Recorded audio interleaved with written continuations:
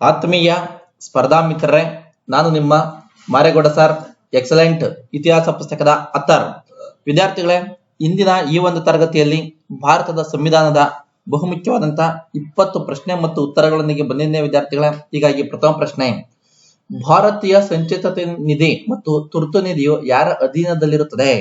ಸರಿಯಾದ ಉತ್ತರ ರಾಷ್ಟ್ರಪತಿ ಅಧೀನದಲ್ಲಿ. ನೋಡಿ, ಸಂಚಿತ ನಿಧಿ ಮತ್ತು ತುರ್ತು ನಿಧಿ ರಾಷ್ಟ್ರಪತಿ ಅಧೀನದಲ್ಲಿರುವಂತದ್ದು.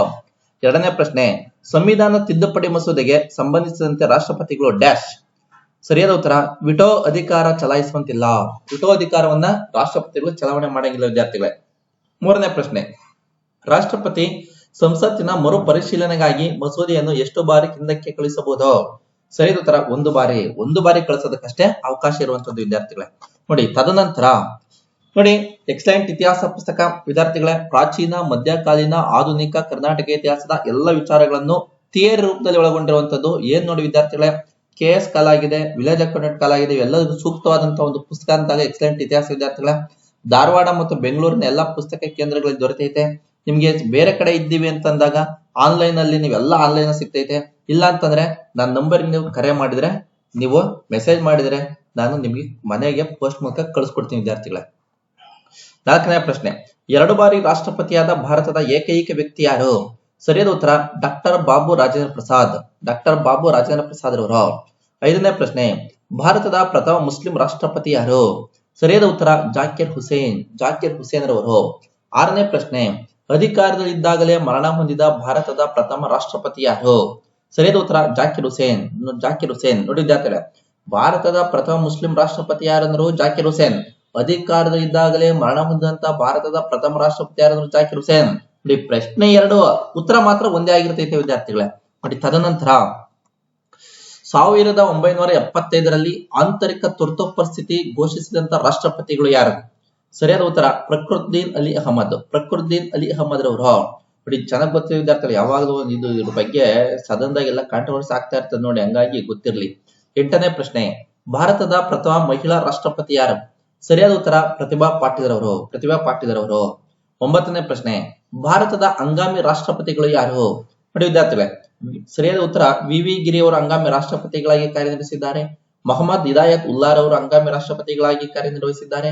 BD ಜತ್ತಿ ಅವರು ಸಹ ಹಂಗಾಮಿ ರಾಷ್ಟ್ರಪತಿಗಳಾಗಿ ಕಾರ್ಯನಿರ್ವಹಿಸಿದ್ದಾರೆ. ಹೀಗಾಗಿ ಈ 3 ಜನ, ವಿ ಗಿರಿ, ಮೊಹಮ್ಮದ್ ಹಿದಾಯತ್ ಉಲ್ಲಾ, BD ಜತ್ತಿ, ಈ 3 ಜನ ಹಂಗಾಮಿ ರಾಷ್ಟ್ರಪತಿಗಳಾಗಿ ಕಾರ್ಯವನ್ನ ನಿರ್ವಹಣೆ ಮಾಡಿದಂತವರು. ನೋಡಿ, ನಂತರ 10ನೇ ಪ್ರಶ್ನೆ, ಅವಿರೋಧವಾಗಿ ಆಯ್ಕೆಯಾದ ಪ್ರಥಮ ಮತ್ತು ಏಕೈಕ ರಾಷ್ಟ್ರಪತಿ ಯಾರು? ಸರಿಯಾದ ಉತ್ತರ ನೀಲಂ ಸಂಜೀವ ರೆಡ್ಡಿ. ನೋಡಿ, ನೀಲಂ ಸಂಜೀವ ರೆಡ್ಡಿ ಅವರು. 11ನೇ ಪ್ರಶ್ನೆ, ಹಂಗಾಮಿ ರಾಷ್ಟ್ರಪತಿಯಾಗಿ ಕಾರ್ಯನಿರ್ವಹಿಸಿದ ಏಕೈಕ ಸುಪ್ರೀಂ ಕೋರ್ಟಿನ ಮುಖ್ಯ ನ್ಯಾಯಾಧೀಶರು ಯಾರು? ಸರಿಯಾದ ಉತ್ತರ ಮೊಹಮ್ಮದ್ ಹಿದಾಯತ್ ಉಲ್ಲಾ ರವರು. ನೋಡಿ ವಿದ್ಯಾರ್ಥಿ, 12ನೇ ಪ್ರಶ್ನೆ, ತತ್ವಜ್ಞಾನಿ ರಾಷ್ಟ್ರಪತಿ ಎಂದು ಪ್ರಸಿದ್ಧರಾಗಿದ್ದವರು ಯಾರು? ಡಾಕ್ಟರ್ ಎಸ್ ರಾಧಾಕೃಷ್ಣನ್ ರವರು. ನೋಡಿ ವಿದ್ಯಾರ್ಥಿಗಳ, ನಂತರ 13ನೇ ಪ್ರಶ್ನೆ, ಜನ ಮೆಚ್ಚಿದ ರಾಷ್ಟ್ರಪತಿ ಎಂದು ಪ್ರಸಿದ್ಧರಾದವರು ಯಾರು? ಸರಿಯಾದ ಉತ್ತರ ಡಾಕ್ಟರ್ ಅಬ್ದುಲ್ ಕಲಾಂ ರವರು. ನೋಡಿ, ಡಾಕ್ಟರ್ ಅಬ್ದುಲ್ ಕಲಾಂ ಅಂತಂದಾಗ ನಾವ್ ಯಾರು ಮಾತಾಡಂಗಿಲ್ಲ ವಿದ್ಯಾರ್ಥಿ, ಅಂತ ರಾಷ್ಟ್ರಪತಿಗಳು ನಮಗೆ ಬೇಕು ವಿದ್ಯಾರ್ಥಿಗಳೇ.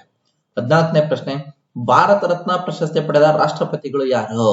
ನೋಡಿ, ಸರಿಯಾದ ಉತ್ತರ ಡಾಕ್ಟರ್ ಎಸ್ ರಾಧಾಕೃಷ್ಣನ್ ರವರು, ಡಾಕ್ಟರ್ ಬಾಬು ರಾಜೇಂದ್ರ ಪ್ರಸಾದ್ ರವರು, ವಿ ಗಿರಿ ಅವರು, ಡಾಕ್ಟರ್ ಅಬ್ದುಲ್ ಕಲಾಂ ರವರು. ನೋಡಿ ವಿದ್ಯಾರ್ಥಿ, ಇವರೆಲ್ಲ ರಾಷ್ಟ್ರಪತಿಗಳಾಗಿ ಭಾರತ ರತ್ನ ಪ್ರಶಸ್ತಿ ಪಡೆದಂತವರು.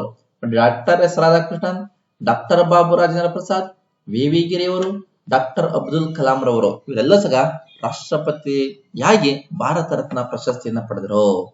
ನೋಡಿ, ನಂತರ 15ನೇ ಪ್ರಶ್ನೆ, ಭಾರತದ 2ನೇ ಅತ್ಯುನ್ನತ ಹುದ್ದೆ ಯಾವುದು? ಸರಿಯಾದ ಉತ್ತರ ಉಪರಾಷ್ಟ್ರಪತಿ. ನೋಡಿ, ಭಾರತದ ಪ್ರಥಮ ಹುದ್ದೆ, ಭಾರತದ ಅತ್ಯುನ್ನತ ಹುದ್ದೆ ಅಂತಂದಾಗ ರಾಷ್ಟ್ರಪತಿ ವಿದ್ಯಾರ್ಥಿಗಳೇ. 2ನೇ ಹುದ್ದೆ ಅಂತಂದಾಗ ಉಪರಾಷ್ಟ್ರಪತಿ ಹುದ್ದೆ. ನೋಡಿ, ತದನಂತರ 16ನೇ ಪ್ರಶ್ನೆ, ಉಪರಾಷ್ಟ್ರಪತಿ ಹುದ್ದೆಗೆ ಅವಕಾಶ ಕಲ್ಪಿಸಿರುವ ವಿಧಿ ಯಾವುದು? ನೋಡಿ, ಸರಿಯಾದ ಉತ್ತರ 63ನೇ ವಿಧಿ. 17ನೇ ಪ್ರಶ್ನೆ, ಉಪರಾಷ್ಟ್ರಪತಿಗಳು ಪದನಿಮಿತ್ತ ಡ್ಯಾಶ್ ಆಗಿರುತ್ತಾರೆ? ಸರಿಯಾದ ಉತ್ತರ ರಾಜ್ಯಸಭೆಯ ಅಧ್ಯಕ್ಷರಾಗಿರುತ್ತಾರೆ.